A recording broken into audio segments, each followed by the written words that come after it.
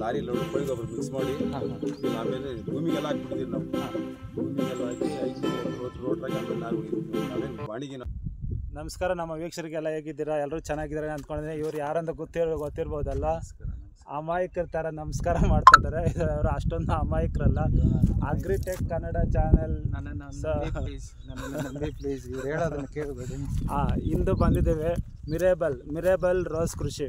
ಇದರಲ್ಲಿ ಸಾಮಾನ್ಯವಾಗಿ ಸುಮಾರು ಜನಕ್ಕೆ ಗೊತ್ತಿರ್ತಾರೆ. ಸಕ್ಸಸ್ಫುಲ್ ಫಾರ್ಮರು ಈಗ ಮಳೆಗಾಲದಲ್ಲಿ ಎಲ್ಲ ಮಿರೇಬಲ್ ಹೂವು ಚೆನ್ನಾಗಿ ಕ್ವಾಲಿಟಿ ಬಂದೇ ಬರುತ್ತೆ. ಆದರೆ ಈಗ ಬೇಸಿಗೆನಲ್ಲಿ ಕ್ವಾಲಿಟಿ ಬರಬೇಕಾದ್ರೆ ಅದು ಯಾವ ರೀತಿ ಕೃಷಿ ಮಾಡಬೇಕು ಇದು ಮುಖ್ಯ ನಮ್ಮ ವೀಕ್ಷಕರಿಗೆ. ಮಳೆಗಾಲದಲ್ಲಿ ಬರೋದಲ್ಲ, ಇದು ಅನ್ಸೀಸನ್ನಲ್ಲಿ ಹೂವು ತೆಗೆಯೋದು ಇದೆಯಲ್ಲ, ಅದು ಒಂದು ರೀತಿ ಕಲೆ ಅಂತಲೇ ಹೇಳ್ಬೋದು. ಇಂಥ ಕಲೆ ಇರೋ ರೈತರನ್ನ ಇವತ್ತು ಭೇಟಿ ಮಾಡೋದಕ್ಕೆ ಬಂದಿದ್ದೀವಿ.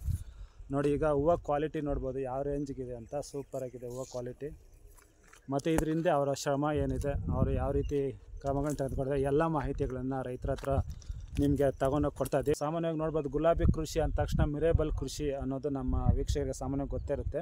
ಈ ಮಿರೇಬಲ್ ಕೃಷಿ ಬೇಸಿಗೆನಲ್ಲಿ ಮತ್ತು ಚಳಿಗಾಲದಲ್ಲಿ ಮಾಡೋದು ಅಷ್ಟೊಂದು ಈಸಿ ಏನಲ್ಲ. ಅದನ್ನು ಟ್ರಿಪ್ಸ್ ಕಂಟ್ರೋಲ್ ಮಾಡೋದು ಮತ್ತು ಕ್ವಾಲಿಟಿ ಹೂ ತಗೊಳ್ಳೋದು ಎಷ್ಟು ಕಷ್ಟ ಅಂತ ನಿಮ್ಗೆ ಗೊತ್ತಿರ್ಬೋದು. ಇವತ್ತು ಪ್ರಗತಿಪರ ಕೃಷಿಕರಿದ್ದಾರೆ, ಪ್ರಭಾಕರ್ ಸರ್ ಅಂತ. ಅಲ್ವಾ ಸರ್? ಅವ್ರನ್ನ ಇನ್ನಷ್ಟು ಮಾಹಿತಿಗಳನ್ನ ನಮ್ಮ ಹೂವಿನ ಕೃಷಿನಲ್ಲಿ ತಿಳ್ಕೊಳ್ಳೋಣ. ಡೌನ್ ಇದ್ರೆ ಕೆಲವೊಬ್ರು ನೆಗ್ಲೆಕ್ಟ್ ಮಾಡಿಬಿಡ್ತಾರೆ. ಬಟ್ ನೀವು ನೆಗ್ಲೆಕ್ಟ್ ಮಾಡಿದಿರ, ನೀಟಾಗಿ ಇಟ್ಕೊಂಡಿದ್ದೀರ ಬೆಳೆನ. ಏನಣ್ಣ ಉದ್ದೇಶ?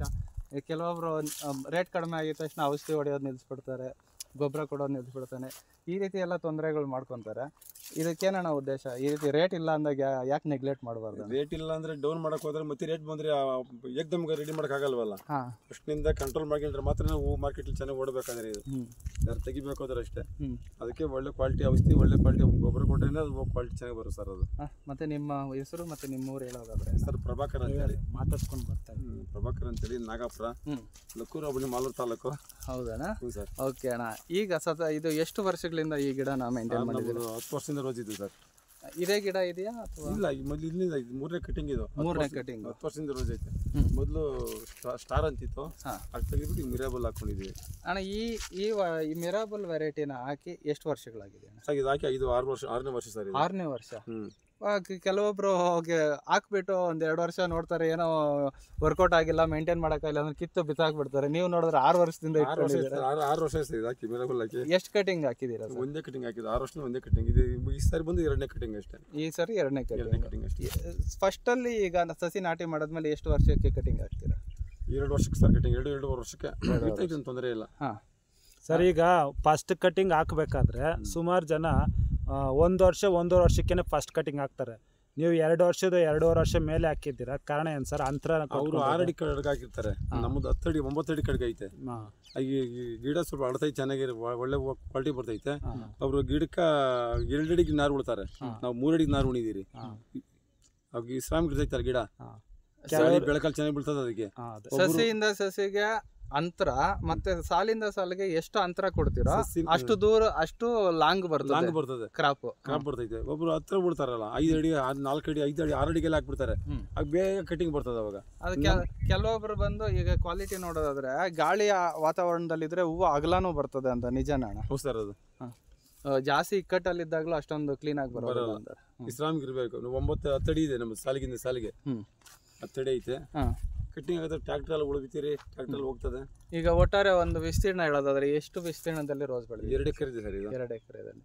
ಈಗ ಪ್ರತಿದಿನನೂ ನೀವು ಹೂವು ತೆಗಿತಾನೆ ಇರ್ತೀರಲ್ಲ? ಪ್ರತಿದಿನ ಒಂದು ದಿವಸ ಮಿಸ್ ಮಾಡೋದಿಲ್ಲ. ಒಂದಿನ ಆ ಕಡೆ ತೆಗೆದ್ರೆ ಒಂದಿನ ಈ ಕಡೆ. ಅಣ್ಣ, ಈಗ ಈ ಒಂದು ಗಿಡಕ್ಕೆ ಇವಾಗ ಹೇಳಿದ್ರೆ ಇವಾಗ ಏನು ಬೆಲೆ ಬಿತ್ತಣ್ಣ ಇದಕ್ಕೆ? 15 ರೂಪಾಯಿ ಸರ್ ನಾರು ಇದು. 15 ರೂಪಾಯಿ ಒಂದು ಗಿಡ. ಅಲ್ಲಿ ತಮಿಳ್ನಾಡಲ್ಲಿ ತಗೊಂಬಂದಿದ್ದು, ಅಗಲಕೋಟೆ ಹತ್ರ. ಅಗಲಕೋಟೆ. ಒಂದು ನಾರು 15 ರೂಪಾಯಿ ಸರ್ ಇದು. 15 ರೂಪಾಯಿ ಬೆಲೆ ಕೊಟ್ಟು ತಗೊಂಡಿರ. 1 ಎಕರೆ ವಿಸ್ತೀರ್ಣಕ್ಕೆ ಎಷ್ಟು ಸಸಿ ಕೊಡಿಸ್ತೀರಾ ಸರ್? 2,500 ನಾರು ಬೇಕು ಸರ್. 2 ಸಸಿ ಬೇಕು ಒಂದು ಎಕರೆಗೆ. 2,500 ಬೇಕು. ಮತ್ತೆ ಸಸಿ ಕುಳ್ಸೋಕೆ ಮೊದಲು ಯಾವ ರೀತಿ ನೆಲನ ಪ್ರಿಪೇರ್ ಮಾಡ್ತೀರಾ ಸರ್? ಅಂದರೆ ಇವಾಗ ಕೆಲವೊಬ್ರು ಏನು ಹೇಳ್ತಾರೆ, ಬಾಣಿ ಹೊಡೆದು ಗೊಬ್ಬರ ತುಂಬಿ ಒಂದು ಸ್ವಲ್ಪ ದಿನ ಬಿಟ್ಟು ನಂತರ ನಾಟಿ ಮಾಡಬೇಕು ಅಂತಾರೆ. ನೀವು ಯಾವ ರೀತಿ ಮಾಡಿದ್ದೀರಾ ಸರ್? ನಾವು ಫಸ್ಟ್ ಉಣ್ದಾಗ 20 ಟ್ರ್ಯಾಕ್ಟರ್ ನಾಟಿ ಗೊಬ್ಬರ ಮಾಡಿದಿರಿ. 20 ಟ್ರ್ಯಾಕ್ಟರ್ ನಾಟಿ ಗೊಬ್ಬರ ಹೊಡೆದು 2 ಲಾರಿ ಲೋಡ್ ಕೋಳಿ ಗೊಬ್ಬರ ಮಿಕ್ಸ್ ಮಾಡಿ ಆಮೇಲೆ ಭೂಮಿಗೆಲ್ಲ ಹಾಕ್ಬಿಟ್ಟಿದ್ದೀರಿ ನಾವು. ಭೂಮಿಗೆಲ್ಲ ಹಾಕಿ 5 ನೇಗಿಲು ಹಾಕಿ ಹೊತ್ತು ರೋಟ್ರ್ ಹಾಕಿ ಆಮೇಲೆ ನಾರು ಉಣಿದು. ನಾವೇನು ಬಾಣಿಗೆ ಏನು ಹಾಕ್ತಾ ನೀವು ಸಪರೇಟ್ ಆಗಿ ಸೆಂಟ್ರಲ್ ಬಾಣಿಗಂತೂ ಹಾಕಿಲ್ಲ, ನೀವು ನೆಲದ ಫಲವತ್ತತೆ ಪೂರ್ತಿ ಇರ್ಲಿ ಅಂತ ಹೇಳ್ಬಿಟ್ಟು ಹಾಕ್ಬಿಟ್ಟು ಆಮೇಲೆ ಪಟ ಕಟ್ಟಿದ್ರಲ್ಲ ಆ ಮಣ್ಣಲ್ಲಿ ಬೇರೆ ಹೋಗ್ತದೆ, ಮತ್ತೆ ಅದಕ್ಕೆ ಬಂದಿದೆ. ಹೋಗ್ತದೆ ಹಂಗೆ ಅದು ಬೇರೆಲ್ಲ ಇರ್ತೈತಲ್ಲ ಭೂಮಿಗೆಲ್ಲ ಬೇರು. ಸರ್ ಇದು ಮೇಯ್ನ್ ಮುಖ್ಯವಾಗಿ ಕಾಡೋ ಸಮಸ್ಯೆ ನಮಗೆ ಗೊತ್ತಿರೋ ಪ್ರಕಾರ ಟ್ರಿಪ್ಸ್.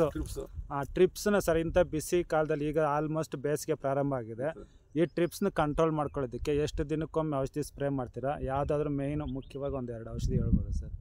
ಸರ್ ಔಷಧಿ ವಾರಕ್ಕೊಂದ್ಸರಿ ಹೊಡೆಯಬೇಕು, 5 ದಿವಸಕ್ಕೆ ವಾರಕ್ಕೊಂದ್ಸರಿ ಟ್ರಿಪ್ಸ್ ಹೊಡೆಯಬೇಕು. ಬಂದೈತೆ ಸರ್, ಈ ಪ್ರೀತ ಬಂದೈತೆ, ಸಿಮೋಡಿಸ್ ಅಂತ ಬಂದೈತೆ.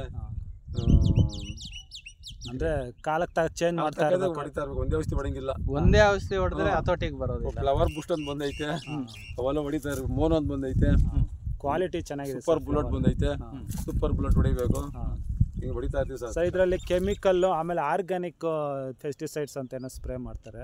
ಆರ್ಗ್ಯಾನಿಕ್ ಅಂದ್ರೆ ಈ ಬಯೋ ಅಂತಾರೆ, ಬಯೋ ಅವೇನಾದ್ರು ಸ್ಪ್ರೇ ಮಾಡ್ತಾರೆ? ಅವು ಇಲ್ಲ ಕಡಿಮೆ, ಅದು ಕೂಡ ಮಿಕ್ಸ್ ಮಾಡಿ ಕೊಡ್ತಾರೆ ಅಷ್ಟೇ. ಅದೊಂದು ಅದು ಕೂಡ ಕೊಡ್ತಾರೆ. ಒಟ್ಟಿನಲ್ಲಿ ಒಂದೇ ತರ ಸ್ಪೀಡ್ ಅಂತ ಬರ್ತದೆ. ಇವೆಲ್ಲ ಹೊಡಿಬೇಕು ಸರ್, ಇವೆಲ್ಲ ಹೊಡಿಲ್ಲ ಅಂದ್ರೆ ಟ್ರಿಪ್ಸ್ ಕಂಟ್ರೋಲೇ ಬರಲ್ಲ. ಅಣ್ಣ ಈಗ ಒಮ್ಮೆ ಹೊಡೆದಿರ್ತೀರ ಔಷಧಿ, ಅದರಲ್ಲಿ ಕಂಟ್ರೋಲ್ ಬಂದ್ಬಿಟ್ಟಿರುತ್ತೆ ಟ್ರಿಪ್ಸ್, ಮತ್ತೆ ಅದನ್ನೇ ರಿಪೀಟ್ ಮಾಡ್ತಾ ಇದ್ರೆ ಚೇಂಜ್ ಮಾಡ್ಬೇಕು ಸರ್. ಮತ್ತೆ ಅದು ಚೇಂಜ್ ಮಾಡಿ ಕೊಡ್ತಾರೆ. ಒಂದ್ಸಾರಿ ಚೀಟಿ ಕೊಟ್ರೆ ಆ ಕೊಟ್ಟಿರೋ ಕೊಟ್ಟಿರ್ಕೊಂಡು ಹೋಗಿರ್ತೀರಿ, ಮತ್ತೆ ಚೇಂಜ್ ಮಾಡ್ಕೊಡ್ತಾರೆ, ಬೇರೆ ಕೊಡ್ತಾರೆ. ಸೇಮ್ ಮಾಡ್ತಾ ಇದ್ರೆ ಕೆಲಸ ಮಾಡಲ್ಲ ಅದು. ಮಳೆಗಾಲಕ್ಕೆ ಒಂಥರ, ಬೇಸಿಗೆಗೆ ಒಂಥರ. ಈ ಕೊರೆ ಮಂಜಿಗೆ ಕೊರೆ ಮಂಜಿ ಎರಗಾನ ಅವತಾರ ಹೊಡೆಯಬೇಕು. ಕಳಪೆ ರೋಗ ಬರ್ತದೆ, ಬುದ್ಧಿ ರೋಗ ಬರ್ತದೆ, ಎರಗಾನ ಅವತಾರ ಹೊಡೆಯಬೇಕು. ಹೊಡಿಲ್ಲ ಅಂದ್ರೆ ಕಂಟ್ರೋಲ್ ಬರಲ್ಲ. ಓಕೆ ಓಕೆ ಅಣ್ಣ ಸರ್. ಅದು ಮತ್ತೆ ಗೊಬ್ಬರಗಳು ವಿಚಾರಕ್ಕೆ ಬಂದಾಗ ಅಣ್ಣ ಎಷ್ಟು ದಿನಕ್ಕೆ ಒಂದ್ಸಲಿ ಗೊಬ್ಬರ ಕೊಡ್ತೀರಾ? ಡ್ರಿಪ್ ಗೊಬ್ಬರ ಏನಾದ್ರು ಕೊಡ್ತೀರಾ? ನಾವು DAP ಹಿಂಡಿ, ಬಂಗಿ ಹಿಂಡಿ, ಬೇವಿನ ಹಿಂಡಿ ತಿಂಗಳಿಗೆ ಒಂದ್ಸರಿ ಹಾಕ್ತಿವಿ ಸರ್. ಸೈಡಲ್ಲಿ ಕೊಟ್ಬಿಡ್ತೀವಿ. ಡ್ರಿಪ್ ಐತಲ್ಲ, ಡ್ರಿಪ್ ಪಕ್ಕದಲ್ಲಿ ತೊಡ್ಬಿಟ್ಟು ಮುಚ್ಚಿಬಿಡ್ತೀವಿ. ತೋಡ್ಬಿಟ್ಟು ಮುಚ್ಚಾಕ್ತೀವಿ, ಮಣ್ಣು ಮುಚ್ಚಿಬಿಡ್ತೀವಿ ಸರ್. ತಿಂಗಳಿಗೆ ಒಂದ್ಸಲಿ ಹಾಕಿ. ಡ್ರಿಪ್ ಗೊಬ್ಬರ ಏನು ಕೊಡೋದಿಲ್ಲ? ಡ್ರಿಪ್ ಗೊಬ್ಬರ ಕಡಿಮೆ. ಡ್ರಿಪ್ ಗೊಬ್ಬರ ಕೊಟ್ಟಷ್ಟು ಎಲೆ ಉದುರು ಜಾಸ್ತಿ ಇದೆ, ರೋಗ ಜಾಸ್ತಿ ಬರ್ತದೆ. ಅದೇ ಅಣ್ಣ, ಈಗ ಕೋಲ್ಡ್ ಕ್ಲೈಮೇಟ್ ಅಲ್ಲಿ ನೋಡಿದ್ರೆ ಕೆಲವೊಂದ್ ಕಡೆ ಏನ್ ಮಾಡಿದ್ದಾರೆ, ಗಿಡಗಳು ಬರೀ ಗಿಡಗಳ ಕಡ್ಡಿಗಳು ಮಾತ್ರ ಐತೆ, ಅದ್ರಲ್ಲಿ ಚಿಗುರು ಇಲ್ಲ, ಕೊಂಬಿಗಳು ಇಲ್ಲ. ಆ ರೀತಿ ಉದುರೋಗ್ಬಿಡ್ತದೆ. ಬಟ್ ನೀವು ಮೇಂಟೆನೆನ್ಸ್ ಬಂದು ಈ ರೀತಿ ಮಾಡಿದ್ದೀರಾ. ಇದಕ್ಕೆಲ್ಲ ಅದೇ ನೀವು ಕರೆಕ್ಟಾಗಿ ಔಷಧಿಗಳು ಇನ್ನೊಂದು ಎಲ್ಲ ಮೇಂಟೈನ್ ಮಾಡಿರೋದಕ್ಕೆ ಈ ರೀತಿ ಇದೆ ಅನ್ಕೊಂಡಿದ್ದೀವಿ. ಇನ್ನು ಸರ್ ನಾವು ಮಾಲೂರಿಗೆ ಹಾಕೋದು, ಮೊದಲು ಹೊಸೂರು ತಮಿಳ್ನಾಡಿಗೆ ಆಗ್ತಾ ಇದೀವಿ. ಕೊರೋನಾ ಬಂದಾಗಿಂದ ಮಾಲೂರಲ್ಲಿ ಯಾರ ಅಂಗಡಿಗೆ ಹಾಕ್ತೀವಿ? ಉಮೇಶ್ ಅಣ್ಣಗೆ ಹಾಕ್ತೀವಿ. ಉಮೇಶ್ ಅಣ್ಣ ಉಪಾಧ್ಯಕ್ಷರು ಅವ್ರ ಅಂಗಡಿ ಉಪಾಧ್ಯಕ್ಷರಿಗೆ ಆಗ್ತಾ ಇದ್ದೀವಿ. ಅಧ್ಯಕ್ಷರಿಗೆ ರಾಜಪ್ಪನವರು, ಉಪಾಧ್ಯಕ್ಷರಿಗೆ ಆಗ್ತಾ ಇದೀವಿ. ಬೆಲೆಗಳು ಕಂಪೇರ್ ಮಾಡೋದಾದ್ರೆ ಬೆಂಗಳೂರಿಗೂ ಮಾಲೂರಿಗೂ ವ್ಯತ್ಯಾಸ ಆಗಿದೆಯಾ? ಇಲ್ಲಿ 10 ರೂಪಾಯಿ ಯಾವತ್ತೂ ಕಡಿಮೆ ಮಾಲೂರಲ್ಲಿ. ಯಾಕಂದ್ರೆ ಟ್ರಾನ್ಸ್ಫರ್ ಕಡಿಮೆ ಬರ್ತಿದೆ, ನಮ್ಗೆ ಗೊತ್ತಿರ್ತದೆ. ಮತ್ತೆ ಅವ್ರು ಬಂದು ತಗೊಂಡು ಹೋಗ್ಬೇಕಲ್ಲ. ಹೊಸಕೋಟೆ, ಹೊಸೂರು, ತಮಿಳ್ನಾಡು ಹೋಲಿಸ್ಕೊಂಡು ಇಲ್ಲಿ 10 ರೂಪಾಯಿ 20 ರೂಪಾಯಿ ಕಡಿಮೆ ಇರ್ತದೆ ಕೆಜಿಗೆ.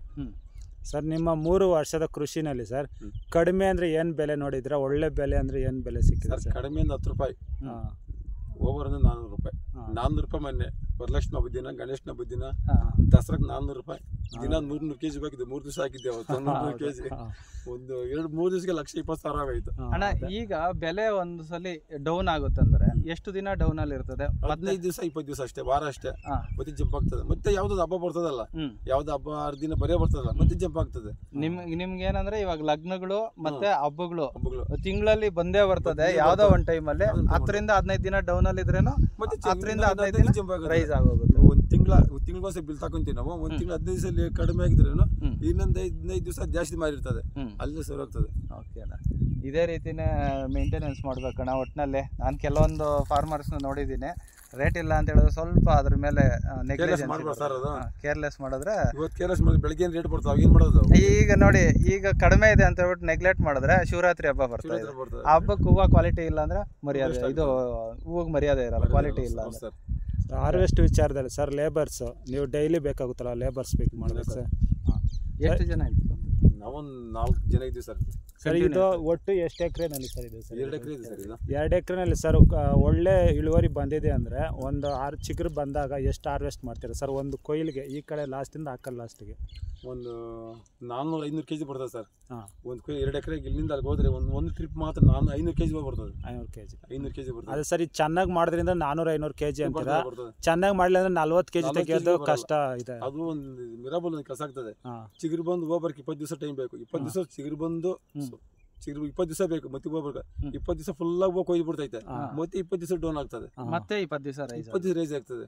ಹಂಗೆ ಅದು ಇವತ್ತು 400 kg ಕೊಯ್ದ್ರೆ ನಾಳೆ 40 kg ಬಂದ್ಬಿಡ್ತಾ ಇದೆ. ಇವತ್ತು 400 kg ಕೊಯ್ದ್ರೆ ಬರೋವರೆಗೆ 40 kg ಬರೋದು. ಹೌದೌದು. ಅದೇ ಈಗ ನಾವು ನಿಮ್ ಗಿಡದಲ್ಲಿ ನೋಡಿದ್ವಿ ತುಂಬಾ ಹೂವು ಐತೆ, ಇನ್ನು 8 ದಿನ ಆದ್ಮೇಲೆ ಹೂವೆಲ್ಲ ಖಾಲಿ ಆಗ್ಬಿಟ್ಟು ಚಿಗುರಿ ಚಿಗುರು ಹೂವು ಬರ್ಬೇಕು 20 ದಿವಸ ಬೇಕು. ಹಬ್ಬಕ್ಕೆ ಹೂವು ಸಿಗುತ್ತಲ್ಲ ನಿಮ್ದು? ಸಿಗ್ತದೆ ಸರ್, ಹಬ್ಬಕ್ಕೆ ಇರ್ತೈತೆ. 26ನೇ ತಾರೀಕು ಹಬ್ಬ. ಒಳ್ಳೆ ರೇಟ್ ಸಿಕ್ಲಿ ಅಣ್ಣ. ಓಕೆ ಅಣ್ಣ, ಇಷ್ಟೆಲ್ಲ ರೋಸ್ ಬೆಳೆ ಬಗ್ಗೆ, ಒಂದು ಮಿರಾಬಲ್ ಬೆಳೆ ಬಗ್ಗೆ ಮಾಹಿತಿ ಹಂಚ್ಕೊಂಡಿದ್ದಕ್ಕೆ ಧನ್ಯವಾದಗಳು ಅಣ್ಣ.